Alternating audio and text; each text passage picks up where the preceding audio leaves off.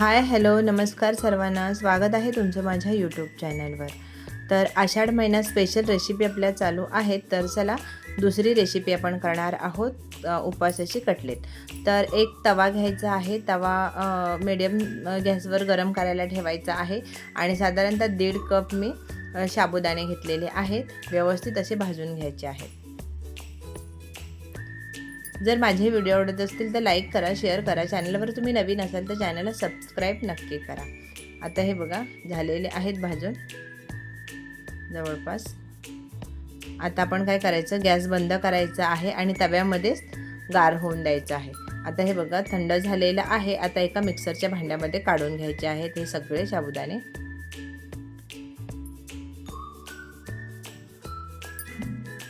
आता थंड झालेला आहे, मिक्सरला फिरवून घ्यायचं आहे। आता त्याच तव्यामध्ये शेंगदाणेही भाजायला टाकायचे आहेत। 1 कप शेंगदाणे भाजायला घेतलेले आहेत। आता हे मिक्सरला एका साईडला फिरवून घ्यायचं आहे।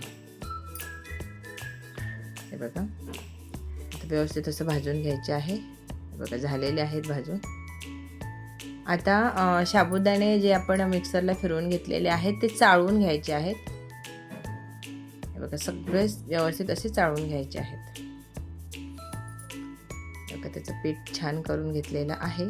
आता शेंगदाणे आपण मिक्सरच्या भांड्यामध्ये काढून घ्यायचे आहेत आणि मिक्सरला फिरवून घ्यायचे आहे।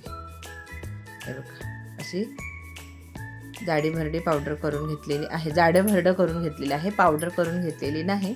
आता हे बघा हे बटाटे व्यवस्थित स्वच्छ धुवून कुकरला लावले होते आणि कुकरच्या 3 शिट्या करून घेतल्या आणि व्यवस्थित असे थंड होऊन सोलून वगैरे घेतलेले आहे। आणि आता तो आल्याच्या किसणीने किसून घ्यायचा आहे बटाटा। साधारणतः मी 2.5 ते 3 बटाटे घेतलेले होते, मीडियम साईजचे बटाटे होते आणि 3 ते 4 हिरवी मिरची घेतलेली आहे। जाडी मिक्सरला लावून घेतलेली आहे। चवीनुसार मीठ टाकायचं आहे आणि व्यवस्थित याच्यातच मळून घ्यायचं आहे। ह्याच्यामध्ये पाणी टाकायची गरज पडत नाही, थोडा घट्ट असा गोळा करून घ्यायचा आहे। ह्या बटाट्यामध्येच हे पीठ व्यवस्थित मळलं जातं, एक्स्ट्राचं पाणी लागत नाही। तुम्हाला जर लागलं तर थोडंसं पाणी टाकायचं आहे, जास्त नाही। मला पाणी अजिबात लागलेलं नाही, याच्यातच मी मळून घेतलेलं आहे। घट्ट असा गोळा व्यवस्थित असा मळून घ्यायचा आहे। 5 मिनिटं मळायचा म्हणजे अगदी व्यवस्थित होतो।